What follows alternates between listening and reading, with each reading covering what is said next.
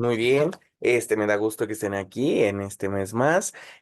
Como saben, pues vamos a tener esta parte de dos materias, pero dividida con dos maestros. Yo les estaré dando un sábado clases y otro sábado otra maestra. En lo tanto, pues vamos a ver qué tal les va. Esperemos que puedan aprovechar mucho esa parte de la maestra que van a tener. Ella es psicóloga.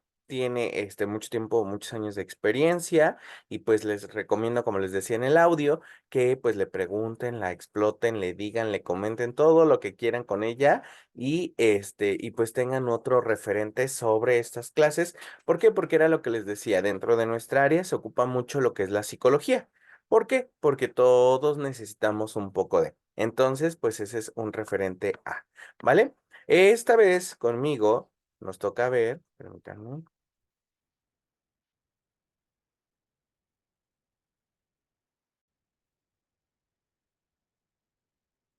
la materia de teoría curricular, ¿vale? De los proyectos.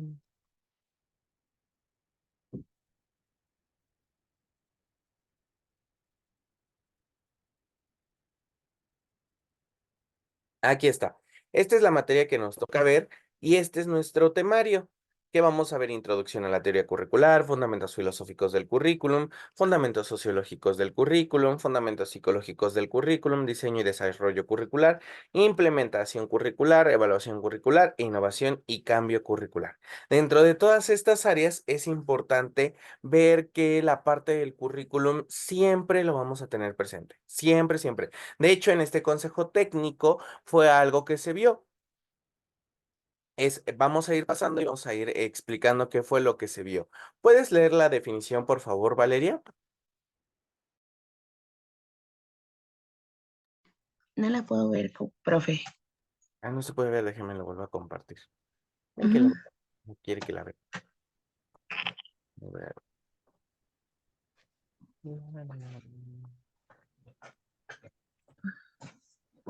¿Ya te aparece? Sí. Muy bien. Definición.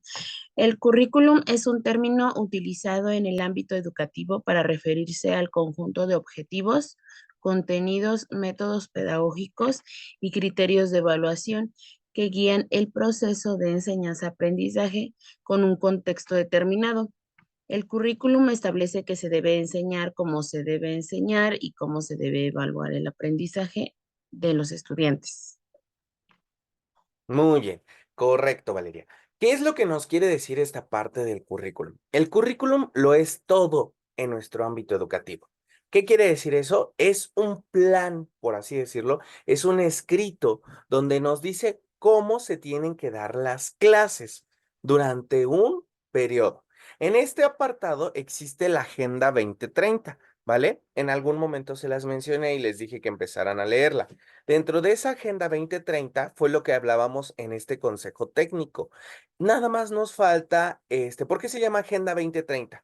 Porque se creó en el 2020 y caduca en el 2030. ¿Cuántos años nos faltan para que ya dé caducidad esa agenda? ¿Cuántos? 6. 6 años, correcto. De esos últimos 6 años, 2 son para acabar de ver lo último y 4 son para crear la nueva agenda. De estos 4, 2 son para evaluar y 2 son para pedirle a investigadores que empiecen a desarrollar la agenda 30-40. ¿Vale? ¿Qué quiere decir esta parte? Ustedes han visto que se ha hecho auge en el medio ambiente, en la inclusión, en la equidad, en la economía, en todos esos ámbitos. Pues el currículum viene desde ahí. Es por eso que se metieron temas como vida saludable, algo que antes no se llevaba, ¿verdad? La parte socioemocional, antes que no se llevaba. La parte de la equidad y la inclusión, temas que no se llevaban, ¿vale?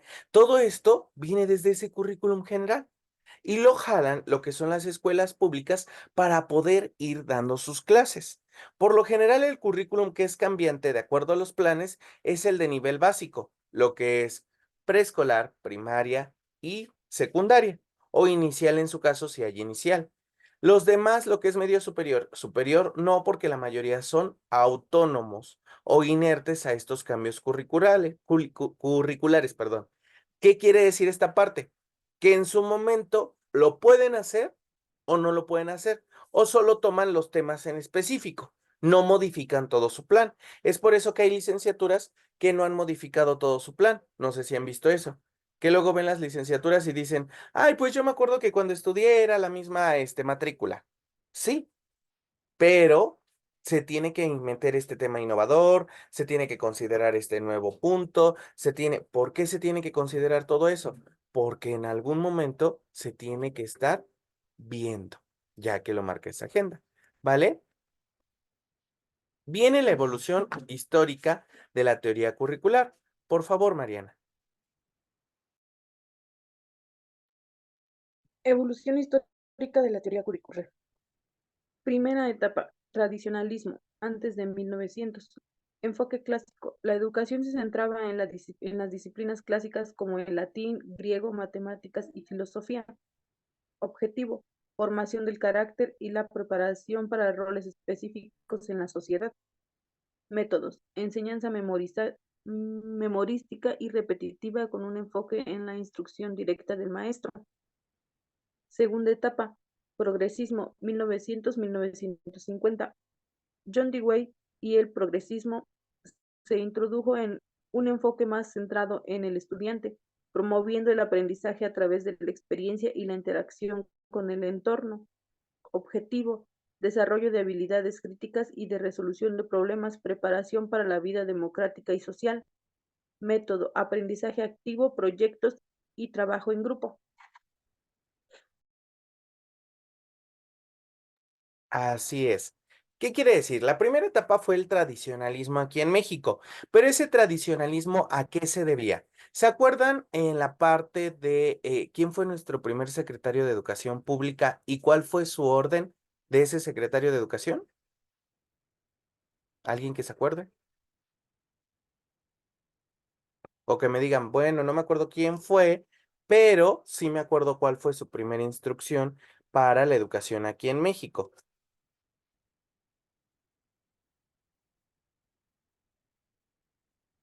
A ver, te escucho, Mariana.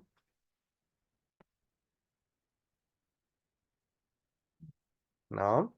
Muy bien. El primer secretario de Educación Pública fue José Vasconcelos, ¿sí? Vasconcelos, de hecho, hay muchas bibliotecas y escuelas que llevan su nombre porque fue el primero que empezó a fundar los planes curriculares aquí en México. ¿Y cuál era su primer consigna de él? La alfabetización.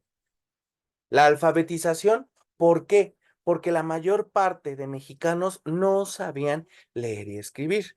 Esto se da después de toda esta parte revolucionaria de independencia, que él se da cuenta que la mayor parte de mexicanos, ¿por qué lucharon en su momento por su tierra? ¿Por qué se reformó la Constitución? Porque los mexicanos no sabían leer y escribir. Y entonces llegaban personas, por así decirlo, ilustradas en ese ámbito y le robaban lo que eran sus tierras. Con solo poner una huella, con solo poner una tachecita, de estas personas les robaban sus tierras o propiedades. Y lo que le importaba en su momento, junto con consignas que en algún momento el presidente Benito Juárez dejó, fue eso, la parte de la alfabetización, porque le preocupaba que los mexicanos siguieran con esta parte de no entender lo que se plasmaba en un papel. Y se hizo tradicionalismo, ¿por qué? Porque no era de que si querías, era tenías que aprender. Y se empezó a alfabetizar a todo lo que fue la parte adulta y la parte joven. O sea, iban a la escuela adultos y jóvenes y no había ningún problema. De hecho, hay una película de Cantinflas, creo que es la del bolero de Raquel, donde él se mete a estudiar Cantinflas en la escuela nocturna. No me acuerdo si es esa. Sí, sí, es la ¿Es de la, bolero de Raquel.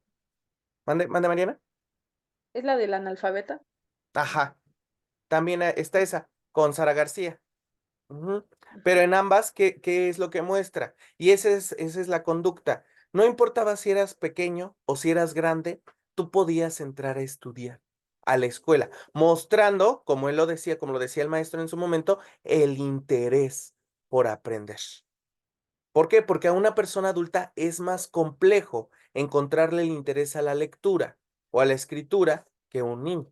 Entonces, por eso fueron de las primeras consignas. Se jalaban a los que a los que querían aprender a leer y escribir, y posteriormente, pues se dejaba ese espacio abierto para que fueran llegando. Pues las primeras etapas fue difícil. ¿Por qué? Porque yo se los decía, en algún momento, he estado buscando el contrato. Los contratos que se daban en ese tiempo eran muy rigurosos, muy, muy rigurosos. Y desde sexto de primaria, con que tú tuvieras sexto de primaria, ya podías ser maestro. ¿Por qué? Porque ya comprendías lo que José Vasconcelos decía en su primer plan curricular. Sabe leer, sabe escribir y sabe operaciones básicas. Y operaciones básicas es lo que hoy comprendemos hasta la prepa. ¿Por qué? Porque ya veías sumas, restas, multiplicaciones, ecuaciones, divisiones, cálculo integral, álgebra, trigonometría. Todo eso en su tiempo se llamaron operaciones básicas. Algo que ahora decimos, es que ¿por qué trigonometría si eso lo vemos hasta secundaria o prepa? Sí, pero en su tiempo, en tercero o cuarto de primaria, se enseñaba trigonometría y álgebra se enseñaba en quinto. Y en sexto se enseñaba cálculo integral, cálculo diferencial y geometría analítica. Entonces vemos la complejidad que en su momento tenían las primeras personas que estudiaron como tal hasta sexto de primaria y el conocimiento que tenían. Es por eso que cuando a veces se ponen a discutir esta parte de por qué algunos fueron maestros, porque ellos tenían esa comprensión y esa habilidad para poder entender esos temas y para poder posteriormente transmitirlos. Y entonces esa fue la primera etapa del currículum.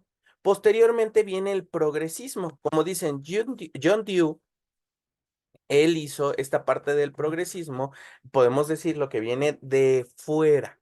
¿Qué quiere decir? Desde 1950 se empezó a ¿qué?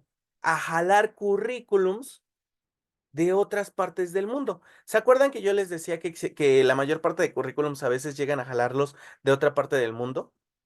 Y decir, pues si le funcionó a Europa, lo ocupo. Si le funcionó a Estados Unidos, lo ocupo. Si le funcionó a Asia, lo ocupo. México desde 1950 empezó a jalar esta parte de ¿qué? De los currículums. ¿Y cuál era el objetivo de John Dewey? Desarrollar habilidades de resolución de problemas y preparación para la vida democrática y social. Ya no nada más iba a aprender a leer, a escribir y operaciones básicas, sino habilidades críticas y resolución de problemas. Es por eso que todos los maestros siempre les dejamos problemas a los niños, o lo que hoy se le llaman desafíos, porque los tenemos que enfrentar en su momento a una vida cotidiana a la cual tienen un grupo social y ellos tienen que transformarlo. Y es por eso que se dejaban problemas. En ese tiempo eran problemas muy extensos. ¿Por qué? Porque no nada más era decir, ay, pues lo resuelvo con una multiplicación. No, tenías que ocupar la suma, la resta, la multiplicación, la división, la raíz cuadrada, el porcentaje y lo que eran quebrados en ese tiempo. Y te gastabas 5 o 6 hojas para resolver solo un problema. Y el maestro te dictaba 5 para que te pudieras ir a tu casa. Imagínense lo largo que era ir desarrollando y desglosando cada uno de esos problemas. Pero ¿qué decía? El poder resolver esos problemas te hacía que no entraras en un área de confort y en tu vida también lo pudieras hacer. Y ahí viene la vida democrática, lo que fue hacer las preparaciones en leyes y fue cuando empezaron a surgir más las primeras licenciaturas. Recordemos que una de las primeras licenciaturas fue la licenciatura en Derecho, la licenciatura en Enfermería, la licenciatura en Educación y la licenciatura en Química. Esas fueron de las primeras licenciaturas que surgieron. Y entonces de ahí se empieza a crear esta parte de las bases curriculares. Vamos con las siguientes, por favor, Kate.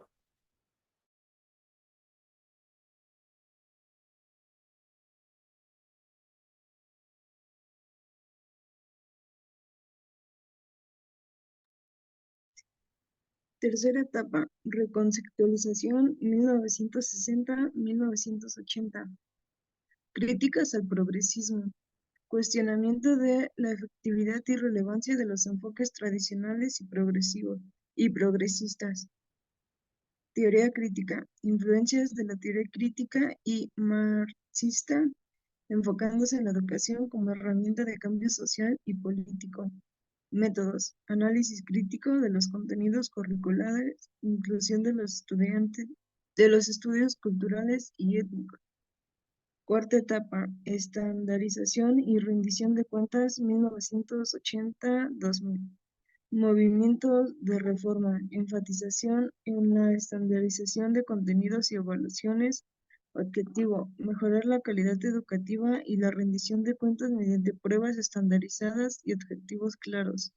Métodos, currículo basado en estándares, enfoque en competencias y resultados de aprendizajes medibles.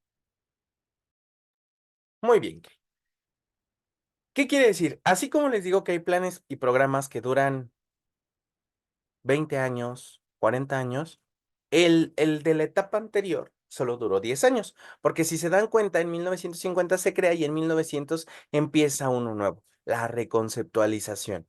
¿Qué quiere decir esta parte? Ya la mayoría aprende a leer, aprende a escribir y empezamos a ver que deben de tener una teoría que crítica, una visualización de las cosas críticas. Si ustedes pudieron escuchar lo de este consejo técnico, se vio esta parte. ¿Cuál es el objetivo del egreso ahorita actual de la nueva escuela mexicana? Que los alumnos sean críticos, no criticones, sino críticos. Tengan esa habilidad de tener una conceptualización crítica de lo que están haciendo. E imagínense, lo estamos viendo en el 2024, pero ¿desde cuándo existió esa teoría? Desde 1960. Ahora ven por qué les digo que es importante que leamos esos mapas curriculares para que ustedes digan, ay, es que esto es nuevo. No, no es nuevo. Lo retoman de otros planes y programas o de otros planes curriculares, lo cual hacen otra vista que dicen, bueno, pues los maestros son jóvenes, no se van a enterar que desde 1960 se ocupó la teoría crítica, ¿verdad? Pero si nosotros lo revisamos, te enteras que desde 1960 se tomó hasta 1980. Caduca, por así decirlo, ese plan y programas porque entra un nuevo gobierno y se vuelve a reocupar actualmente en el 2023 o 2022 en el nuevo plan y programas de estudio. Imagínense cuántos años tardó en retomarse esta parte. ¿Y qué quiere decir esta parte de que los alumnos sean críticos, que sepan analizar? Que tengan su propia, ¿qué? Su propia forma de pensar, pero siempre acogiendo las formas de pensar de los demás. Porque hay personas que, ¿qué dicen? No, pues yo ya di mi punto de vista y va a ser eso. Y no escucha a los demás, ni da esa parte o esa pauta de decir, también ellos están bien, ¿verdad? Entonces ahí viene la parte de la teoría crítica que también se está ocupando actualmente en el Plan 2022. Dentro de esta siguiente etapa, que es la estandarización y rendición de cuentas, ¿qué es lo que dicen? Ya la mayoría de mexicanos para 1980 sabía leer y escribir, se suponía. Y no sé si se acuerdan que venía algo fuerte en el 2000 y que se acuerden, si no se acuerdan, porque yo sé que están jóvenes, pregúntenle a su familia. Fue la parte de involucrar la tecnología aquí en México, que fue cuando entraron los primeros cajeros aquí en México en el 2000.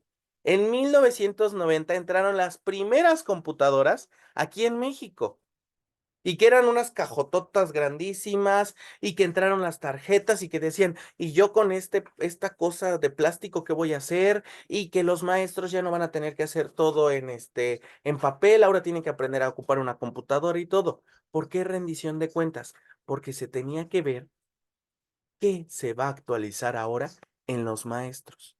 Y que ya no nada más con tener hasta prepa era importante para ser maestros. Porque antes eran técnicos en educación. Decían, ya no. Ahora tienen que estudiar la licenciatura para ser merecedores y seguir teniendo su plaza. Por eso se llamó rendición de cuentas. Porque no nada más fue a afectar a los estudiantes, sino también a los maestros. Dijeron, maestro, se le va a dar una beca. En ese tiempo había esas posibilidades, no como ahora, ¿verdad? Se le va a dar una beca, permítanme.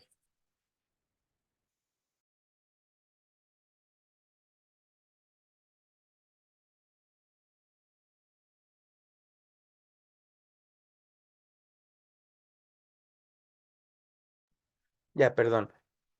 Les decía, es que les decía en esta parte de las becas, que era lo importante, le decían, maestro, en 1981, usted es técnico en educación.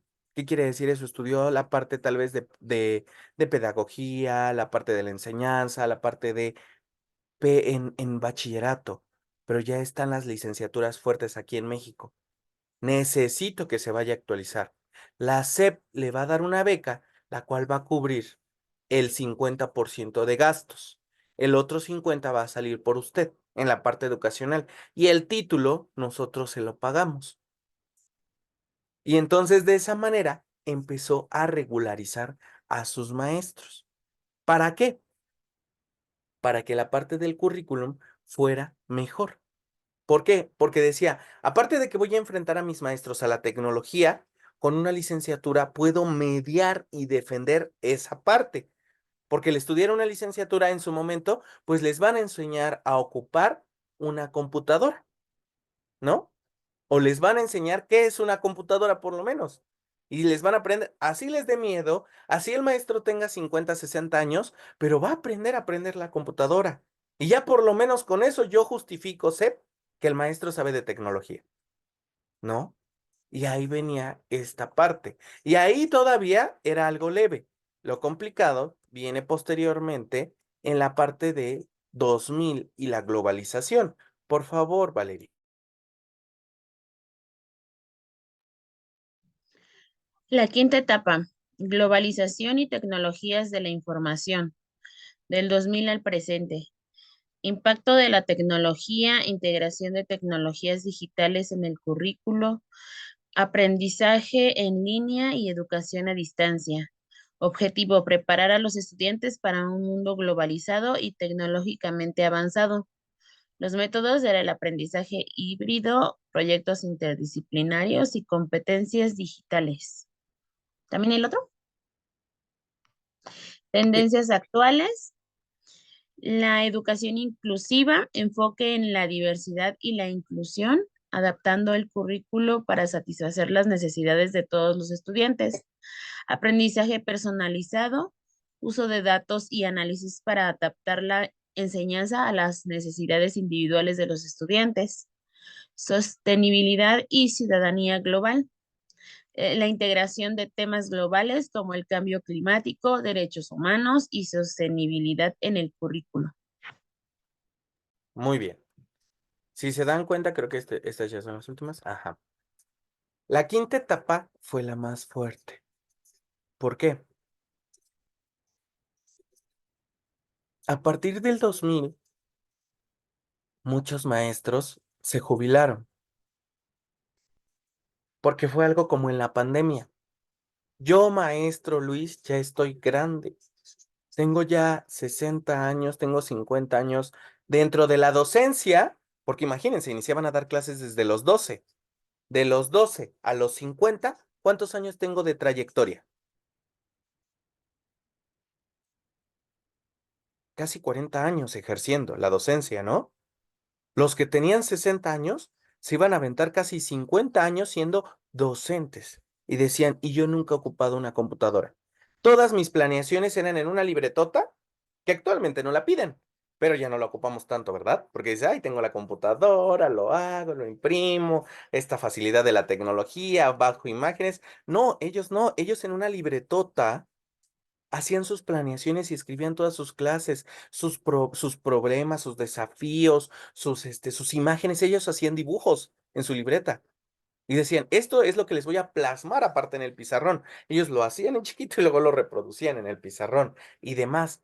Y dicen, yo ya no voy a ocupar la computadora, mejor me jubilo y que entren las nuevas generaciones.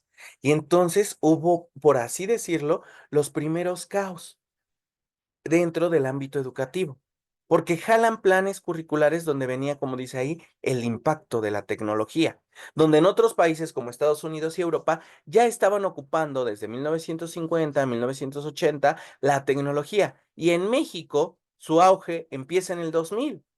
Si ustedes se acuerdan cuando estudiaron, vean desde cuándo empezaron a ocupar como tal una computadora, desde cuándo les empezaron a dar clases de computación, desde cuándo ustedes dijeron, ah, es que hubo internet aquí, ¿no? Y si se dan cuenta, las primeras computadoras, aunque eran pesadotas y todo, eran muy caras. Era rara la persona que tenía una computadora, aunque fuera de esas grandototas cuadradas como televisiones, en su casa. Era raro una persona que tuviera internet en su casa. Era raro que una persona llegara y dijera, es que mi mamá y mi papá saben ocupar una computadora. ¿Por qué? Porque no se tenía como tal el acceso a. Y entonces ese plan curricular hizo que hubiera modificaciones del 2000 al 2012 y muchos maestros empezaran a renunciar y le dieran la oportunidad en su momento a maestros normalistas jóvenes para entrar al ámbito educativo.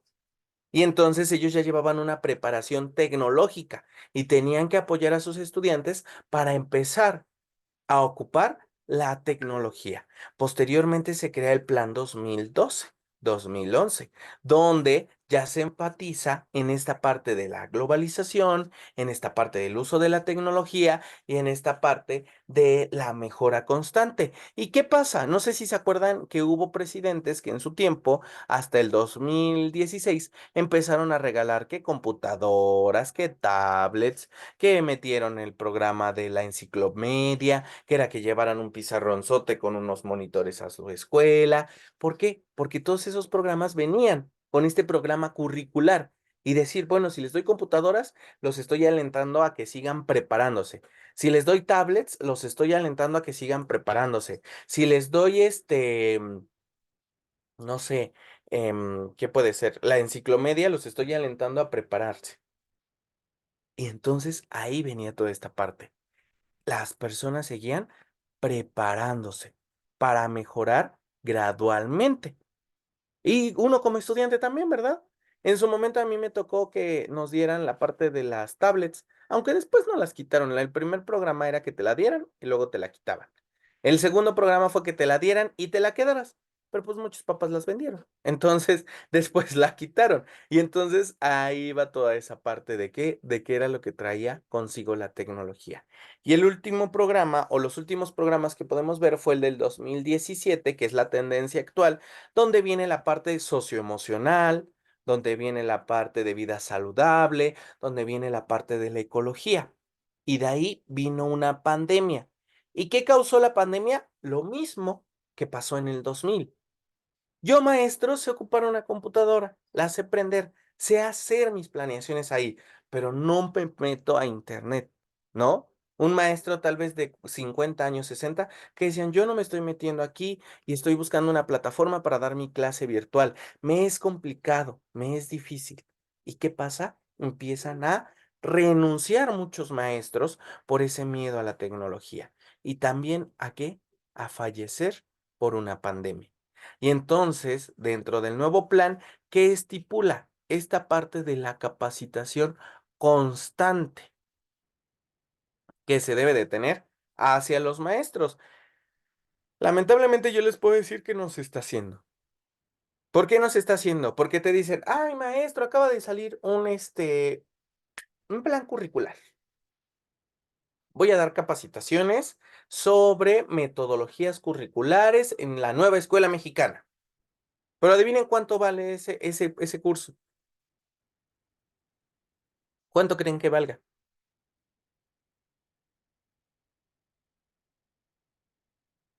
Valeria, ¿cuánto crees que vale? Ah, bueno, más o menos me dijeron que hay muy baratos que son desde 6,000, o sea, el más barato, y hay otros que hasta de 30 y ya son especializados. Ujú. Correcto. Imagínense un maestro con sueldo de 5,000 pesos y le digan, toma el nuevo curso y dices, vale 6,000 pesos. Te estás echando una quincena y parte de la siguiente, ¿no? Ahí viene el problema. En algún momento, dentro del 2000, se crearon los cursos magisteriales, los que en su momento, si ustedes pudieron escuchar, eran para promociones. ¿Qué quería decir? Cuando existió el magisterio. Y eran gratis. Si Mariana decía, ay, pues yo no sé ocupar la computadora, pero ya vi que el magisterio va a ofertar un curso de uso de computación y se llama computación 1, 2 y 3. Voy a tomar los 3. Es fin de semana y voy a ocupar mi fin de semana, pero voy a tomar. Y la SEP anotaba, Mariana tomó curso de computación 1, curso de computación 2, curso de computación 3. Mariana, ¿estás lista ya para entrar a la parte de promoción magisterial? Y decía Mariana, pero pues si nomás tomé cursos y eran gratis. Sí, pero quiero ver cómo das tus clases ahora usando este curso. Y Mariana preparaba su planeación y todo. La iban, la observaban y decían, sí lo está poniendo en práctica, súbele el sueldo. Eso era el magisterio en su momento. Como Mariana tomó los 3 cursos, los implementó en sus clases, la SEP le decía, le vamos a subir el sueldo. ¿Qué quería decir? Te tomaba un cuarto de tu sueldo y era lo que te iba a aumentar gradualmente, cada que tú culminaras los cursos. Y eso era bueno, porque 1, eran cursos gratuitos. 2, todavía por tomar esos cursos, te daban una promoción en tu sueldo. ¿Y qué quería decir? Cada que aumentaba el sueldo, aumentaba esa promoción, porque era un cuarto de lo que tú ganabas.